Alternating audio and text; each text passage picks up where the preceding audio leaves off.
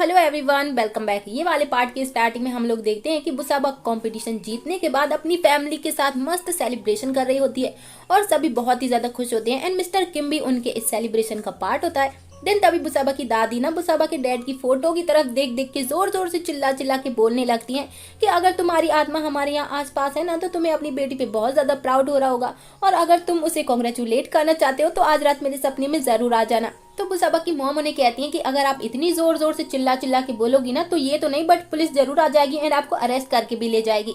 तो इस पे दादी उन्हें कहती है कि हाँ उन्हें पता भी है कि मैं कौन हूँ, सुपर शेफ चैंप की दादी हूँ दादी, वो तो मुझे हाथ लगाने से भी डरेंगे। एंड सभी बहुत ही ज्यादा हैप्पी होते हैं। बट तभी बुसाबा को सरन का मैसेज आ जाता है और उसमें लिखा होता है कि बाहर आ जाओ, मैं तुम्हारा वेट कर रहा हूँ। फिर बुसाबा बाहर जाके सरन से मिलती है तो सरन ना बुसाबा के लिए कोल्ड की कुछ मेडिसिन एंड फ्रूट्स वगैरह लेके आया होता है। देन वो बुसाबा को बताता है कि ये मेडिसिन उसे कब लेनी है, कितने टाइम पे लेनी है एंड वो बुसाबा को आराम करने का बोल रहा होता है। और वो ये सब कुछ करके ना बुसाबा से माफी भी मांगना चाहता था बिकॉज उसने बुसाबा को मिसअंडरस्टैंड जो कर लिया था। देन वो उसे कहता है कि मुझे पता है मैंने तुम्हें कुछ ज्यादा ही बोल दिया था एंड उसके लिए आई एम सॉरी, बट क्या करूँ, हाँ मैं उस टाइम पे बहुत ही ज्यादा स्ट्रेस में था एंड मुझे लगा था कि तुम मुझे ऐसे ही बीच में छोड़ के चले जाओगी एंड मैंने तुम्हें ये भी बोला था कि तुम जानबूझ के ये कॉम्पिटिशन हारना चाहती हो ताकि तुम मिस्टर किम के साथ रह सको। एंड वो उसके लिए माफी भी मांग रहा होता है। तो बुसाबा उसे कहती है कि इट्स ओके, तुम्हें एक्सप्लेन करने की कोई जरूरत नहीं है बिकॉज मैंने तुम्हें ऑलरेडी माफ कर दिया है।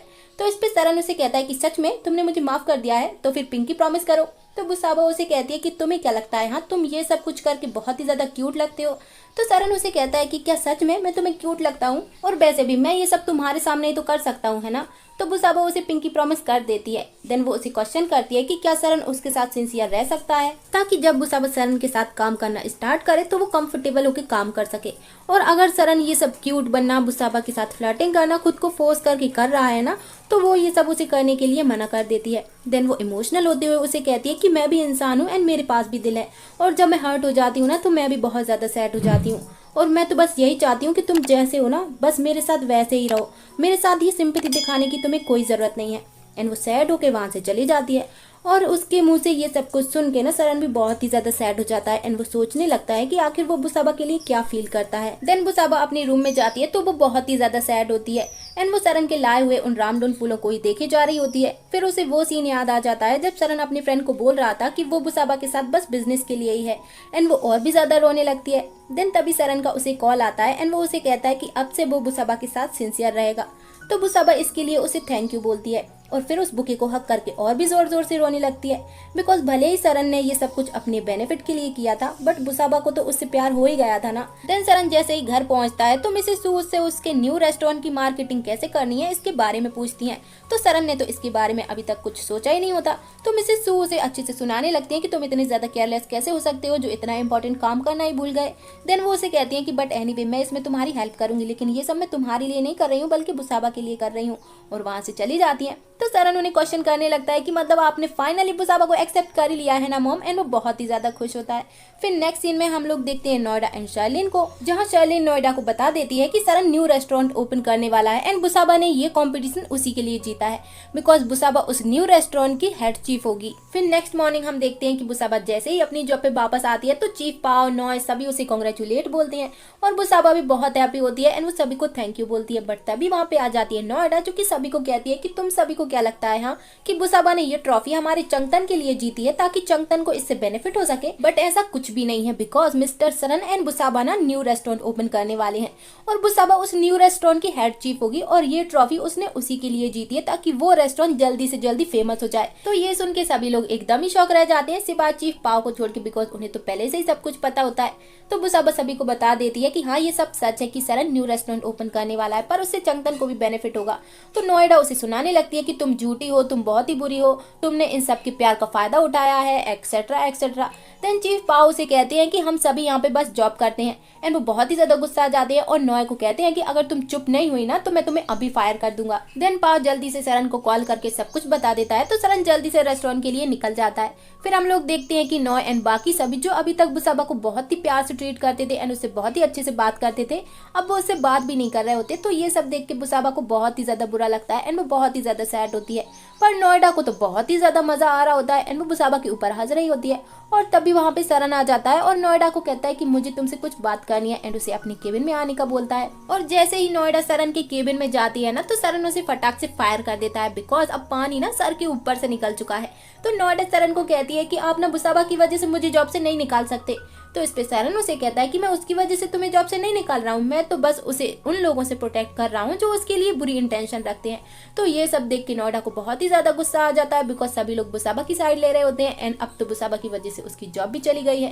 देन वो सीधा बुसाबा के पास पहुंच जाती है एंड जानबूझ के बुसाबा को धक्का दे देती है ताकि बुसाबा को चोट लग जाए, बट ऐसा हो नहीं पाता और तभी वहाँ पे सरन भी आ जाता है। तो नोएडा उसे कहती कि नहीं नहीं वो ना मुझसे गलती से हो गया, ये सब मैंने जानबूझ के नहीं किया। तो सरन सीसीटीवी देखने के लिए बोलता है एंड तभी नोएडा और बुसाबा में भी फाइट होने लगती है और नोएडा बुसाबा को जोर से धक्का दे देती है। तो बुसाबा सीधे जाके नोए से टकरा जाती है और नोए को लग जाती है चोट एंड उसको ब्लीडिंग भी होने लगती है। तो चीफ पा उसे हॉस्पिटल लेके चले जाते हैं और नोएडा को तो वहाँ से 9 2 11 होने में ही अपनी भलाई लगती है एंड वो वहाँ से कट लेती है। फिर हम देखते हैं कि वो जाके सीधा शर्लिन को मिलती है एंड उसे बताती है कि उसकी जॉब चली गई है। तो वो उसकी हेल्प करने के लिए बोलती है। देन शर्लिन उसे कहती है कि ठीक है मैं तुम्हारी हेल्प करूंगी लेकिन तुम्हें भी मेरा एक काम करना होगा। तो नोएडा फटाक से हाँ बोल देती है। फिर नेक्स्ट सीन में हम लोग देखते हैं सरन को जो जैसे ही घर आता है तो उसकी मॉम काम कर रही होती है।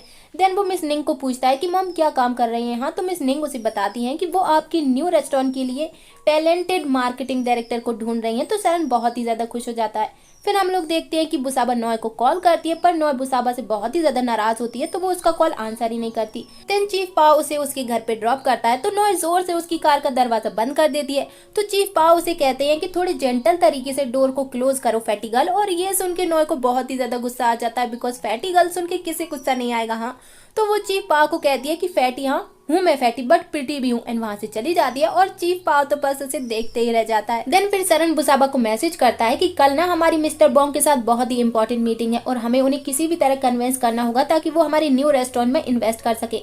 तो बुसाबा उसे ओके बोल देती है। फिर नेक्स्ट मॉर्निंग हम लोग देखते हैं कि नोए जैसे ही हॉस्पिटल से अपनी बैंडेज चेंज करा के बाहर निकलती है तो नोएडा उसका बाहर वेट कर रही होती है और उसे देख के नोए तो पूरा ही शौक रह जाती है।